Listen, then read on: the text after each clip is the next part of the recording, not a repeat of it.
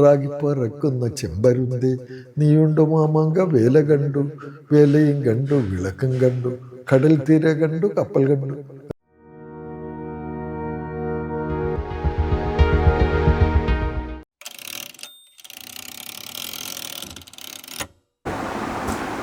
സാഹിത്യത്തിലൊരു വഴി തിരഞ്ഞെടുക്കാനും ആ വഴിയിൽ തന്നെ ഉറച്ചു നിൽക്കാനും അക്കാലത്ത് സാറിനെ സഹായിച്ച നിരവധി പേരുണ്ടാവും.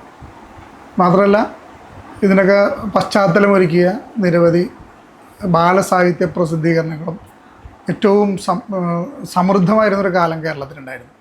ഈ രണ്ട് കാര്യങ്ങളെക്കുറിച്ച് സാറിന് തന്നെ സ്മരിക്കാം. അത് ഞാൻ നേരത്തെ പറഞ്ഞല്ലോ, ക്ലാസ് മുറികളിൽ നിന്നാണ് ഈ ബാലസാഹിത്യം രൂപപ്പെട്ടു വന്നതെന്ന് ഞാൻ സൂചിപ്പിച്ചത്. പിന്നെ ഈ പൂമ്പാറ്റയുടെ വരവും ഞാൻ പറഞ്ഞു. ഈ പൂമ്പാറ്റയിലൊക്കെ ഇത് വരുന്ന കാലത്ത്, പൂമ്പാറ്റയിൽ എൻ്റെ രചനകളൊക്കെ വന്നു തുടങ്ങുന്ന കാലത്ത് എറണാകുളത്ത് വളരെ പരിചിതരായ 2-3 ഗുരുക്കന്മാർ, 3-4 പേരുണ്ട്, സ്ഥിരമായിട്ട് കാണുന്ന ഗുരുക്കന്മാരുണ്ടായിരുന്നു. അത് ഈ സാഹിത്യമൊക്കെയുള്ള താല്പര്യം കൊണ്ട് ഇടയ്ക്ക് സാഹിത്യ പരിഷത്തിൽ നടക്കുന്ന പരിപാടികൾക്ക് പോകും. പിന്നെ എറണാകുളത്ത് കേരള ടൈംസ് എന്ന് പറഞ്ഞൊരു പത്രം ഉണ്ടായിരുന്നു. ആ പത്രത്തിൻ്റെ ചില ചുമതലകളൊക്കെ പിന്നീട് ഞാൻ കൈകാര്യം ചെയ്തിരുന്നു. അതൊക്കെ ആയിട്ട് ബന്ധപ്പെട്ട് എറണാകുളത്ത് മിക്കവാറും ഉണ്ടാവും. ഈ പരിചയത്തിൽ ഈ ടാറ്റാപുരം സുകുമാരൻ, CP ശ്രീധരൻ, TKC വടുതല തുടങ്ങിയ അന്നത്തെ നക്ഷത്രങ്ങളാണ്. അന്ന് വലിയ ആളുകൾ തന്നെയാണ് അവർ. മലയാള സാഹിത്യത്തിൽ ഏറ്റവും കൂടുതൽ അറിയപ്പെടുന്ന 3 പേരായിരുന്നു അവർ. അവർ പരിഷത്തിൻ്റെ ഭാരവാഹികളുമായിരുന്നു. ആ ഇടക്കാണ് ഞാൻ ഇവരൊക്കെ ആയിട്ട് പരിചയപ്പെടുന്നത്. അവരുടെ വാക്കിനൊക്കെ തന്നെ നമ്മൾ വലിയ വില കൽപ്പിച്ചിരുന്ന കാലമാണ്. ആ കാലത്താണ് ടാറ്റാപുരമാണ് എന്നോട് ഒരു ദിവസം പറഞ്ഞു, എടോ സിപ്പി, താൻ കേരള ടൈംസിൽ എഴുതുന്ന ആ സിന്ധു എന്ന് പറഞ്ഞ നോവല് ഒക്കെ കുട്ടികൾ എന്ത് താല്പര്യത്തിലാണ് വായിക്കുന്നത്, ഞങ്ങളുടെ മക്കളൊക്കെ.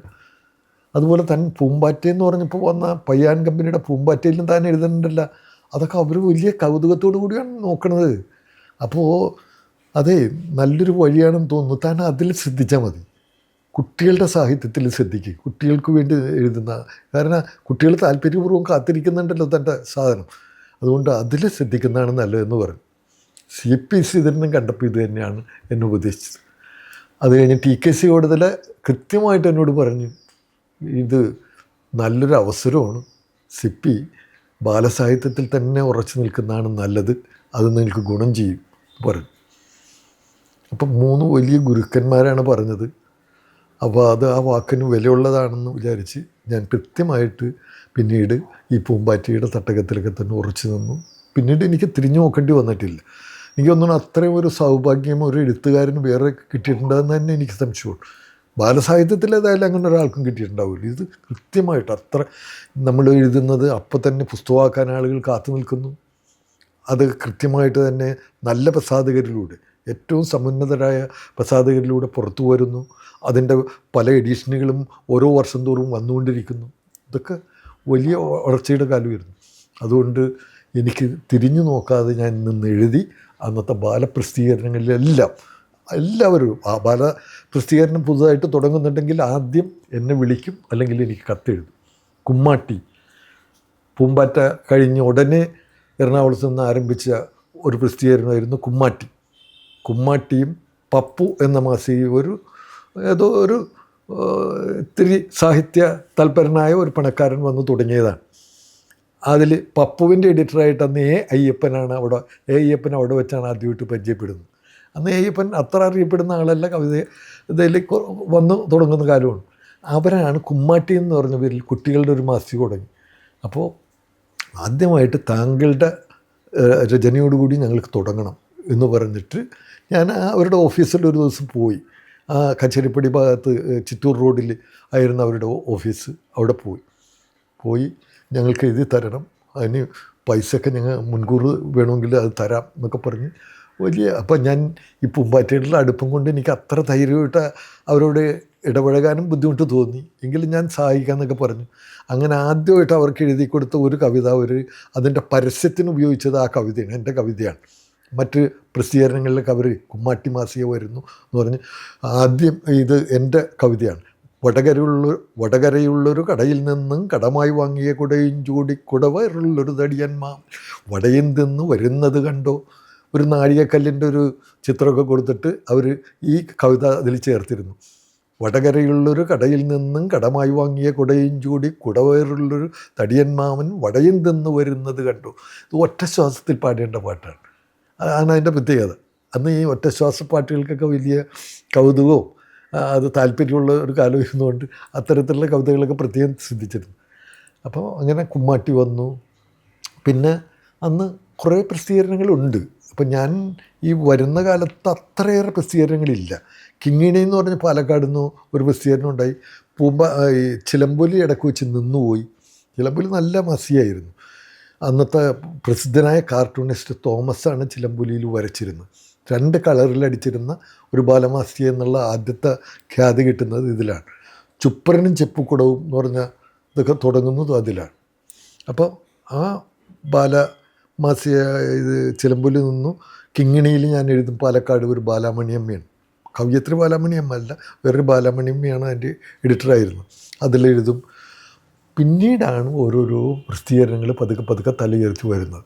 ഈ പൂമ്പാറ്റയുടെ വളർച്ച കണ്ടതിന് ശേഷമാണ് ബാലരമ രംഗത്ത് വരുന്നത്.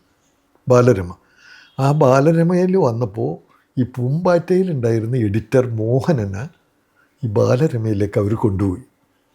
ബാലരമയിലേക്ക് മോഹനം വന്നത് വരുന്നതിന് മുമ്പ് തന്നെ എന്നോട് ബന്ധപ്പെട്ടിരുന്നു, എന്നെ സഹായിക്കണം, പഴയതുപോലെ തന്നെ പൂമ്പാറ്റയിൽ സഹായിച്ചിരുന്ന പോലെ എല്ലാ സഹായവും ഉണ്ടാകണം, ഞാൻ അതിൻ്റെ റെഫറൻസൊക്കെ നേരത്തെ തരും. ഒരു 2 മാസം മുമ്പ് തന്നെ അദ്ദേഹം ബാലരമ ഓഫീസിൽ പോയി ചാർജ് എടുത്തതിന് ശേഷം തയ്യാറാക്കേണ്ട കാര്യങ്ങൾക്കുള്ള റെഫറൻസ് സാധനങ്ങളൊക്കെ ഗ്രന്ഥങ്ങളൊക്കെ എനിക്ക് കൊണ്ടുവന്ന് തന്നു. ഞാൻ ധാരാളം എഴുതി കൊടുത്തു. അങ്ങനെ 2 ഇതിലും ഈ റീഡ് അലൗഡ് കഥകൾ എഴുതേണ്ടി വന്നു.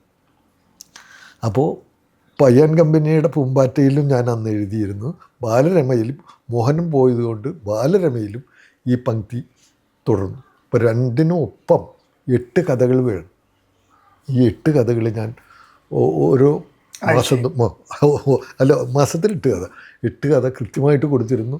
അതിനിടയ്ക്ക് ഈ പയ്യാൻ കമ്പനിയുടെ ഉടമസ്ഥൻ SV പൈ എന്നോട് പരാതി പറഞ്ഞിട്ടുണ്ട്, സിപ്പി പള്ളിപ്പുറത്തിൻ്റെ നല്ല കഥകളൊക്കെ ബാലരമക്കാണ് കൊടുക്കുന്നത്, പൂമ്പാറ്റയ്ക്ക് അവഗണനയാണ് ഉള്ളതെന്ന് തോന്നുന്നു എന്ന് അദ്ദേഹം ആരെങ്കിലും പറഞ്ഞിട്ടാണോ അത് മനഃപൂർവ്വം തോന്നിയിട്ടാണോ ഇങ്ങനെ പരാതി പറഞ്ഞതെല്ലാം എനിക്ക് ഓർമ്മയുണ്ട്. അതെല്ലാം ആ എഴുത്ത് ഈ പ്രസിദ്ധീകരണങ്ങളെല്ലാം എന്നെ കൂടുതലായിട്ട് സഹായിച്ചു. പിന്നെ ലാലുലീല വന്ന് ആ ഇടയ്ക്ക് ലാലുലീല കോട്ടയത്ത് നിന്ന് മനോരാജ്യം പത്രക്കാരുടെ ലാലുലീല വന്നു.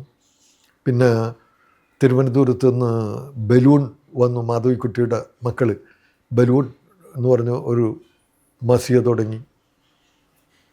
പിന്നെ ഇത് കളിക്കുടുക്ക ഒക്കെ ഇതിൻ്റെ ബൈ പ്രൊഡക്റ്റായിട്ട് വരുന്നതാണ്. ബാലരമയുടെ തന്നെ കളിക്കുടുക്ക, ബാലഭൂമി, ഇതിന് ശേഷമാണ് ബാലഭൂമി വരുന്നത്.